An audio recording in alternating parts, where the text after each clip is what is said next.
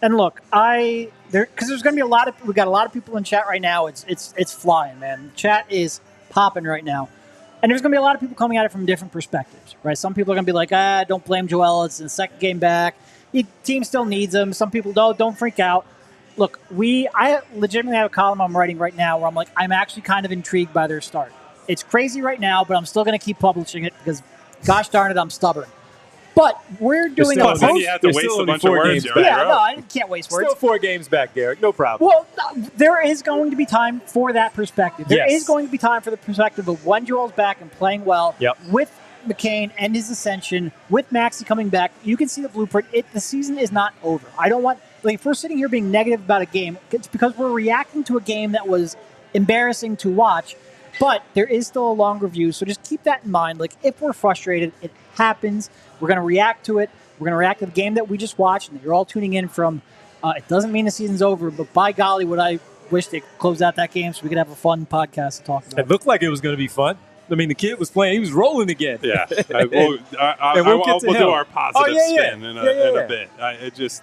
I think the thing I have trouble with, or I've had trouble with to open the year, is I don't think I fundamentally believe in the thesis they have for this season, which is basically that they can treat the regular season for Joel as just this, like, it matters, but it doesn't, right? Like, he's not going to play back-to-backs. They're going to be precautious with him. Any kind of bumps and bruises he gets, right? And, like, that's a nice thing to say because we all know the history. You want to have him as pristine condition as you can get him in for the playoffs, and if you have to go in with a lower seed, if you have to make some sacrifices to do that, that's great. You know what part of the playoffs is about? It's learning how to play when you're tired. It's learning how to play at the end of the year when everybody's got something wrong. One guy's got a bum knee. One guy's got a sore shoulder. One guy's ankle is bothering him. One guy's got a foot problem. And you know what? Every single guy by the end has some form of a problem. Now, that's not to say they all have serious injuries, the type of injuries that Joel has dealt with.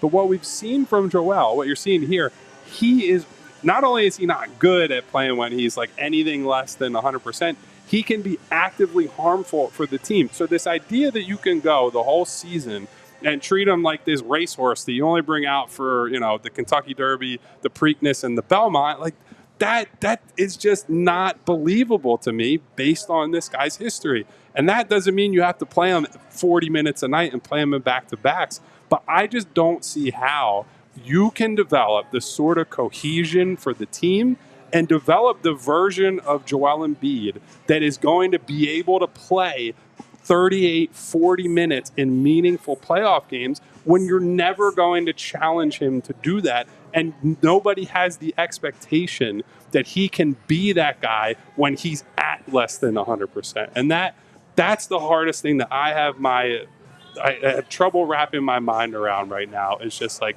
he's got to get through a wall. You can't just remove this wall, right? Like, he has to clear this hurdle and become a guy he has not shown he can be in those moments. It's not to say he can't be very good if they go on this plan, but he's got to be number one option, MVP level guy to get there. And so far, the thesis looks pretty crappy. That's a long way to go. There's 70 games left. It is important to say that. It's a lot of games and a lot of time. But I have my skepticism. And he'll get his praise because in those 70 games, he's going to be an all-star, all-NBA level player like he always is. But for right now, it is game 2. And Derek, you talked about there's so many people where the chat is on fire. I see our good friend Philip fans. We always have good conversations about this. The difference is this. He played 33 minutes. So if you're playing 33 minutes, you can't have 6 turnovers. We've seen how that happens because normally those 6 turnovers for Embiid, and we know this because we've all seen it, most of those turn into live ball turnovers that then result into going the other way where you give the floor advantage to the offense now with the basketball to get something going in transition. And also often then that might turn into, hey, now we're on a 7-0 run. We just gave up. We had a run. Now we're giving up a 7-0 run. He played 33 minutes. So in those 33 minutes, we didn't ask for 33 points. We just asked you to be a little bit sharper, a little more attentive, a little bit more aware of what was going on around and not trying to do too much in those 33 minutes where you get yourself, you get your team in trouble, and then you find yourself like the Sixers were starting off again with a run and then having to give it up simply because of the mere fact that those things started to happen. So when you have those self-inflicted wounds, that's what's going to get you. And then you see it in his body language after that. So if he makes a few bad ones, he also doesn't like that he didn't get a call or he didn't like a shot that he took, but he wanted to kind of blame it on something else. Then the body language starts to affect. And when that becomes an effect, then it becomes another thing that's a spiraling thing elsewhere. So understand the frustration. We are all frustrated, but it's okay to also criticize in the moment what we just saw. Guess what? He's going to have the weekend off, like Kyle said, Saturday and Sunday. He's going to have an opportunity to play against Miami on Monday. Be better. And then what are we talking about? A 3-10 Great team. job, yeah. You come out, you got 25-10. Maybe you have 7 assists, 2 or 3 turnovers, a couple of blocks, maybe a steal here and there in your 33 minutes where you impacted the game that way. That's why it is still okay. Because if we're going to pound the table and say 70 games left, they're only 4 games back at 6th place, we can also point out that you don't want to dig yourself too deep of a hole, especially when your guys come back. As sparingly as it may be, you want to make sure that you point out, you see what happens right there in the moment. I don't want to talk about lottery selections and top 6 protected pick in June. For Cooper Flag. No, I don't want to talk about that. You. No, I want to talk about exactly what we were talking about in the offseason when this team was put together, this team making a run. We all silly like the mayor.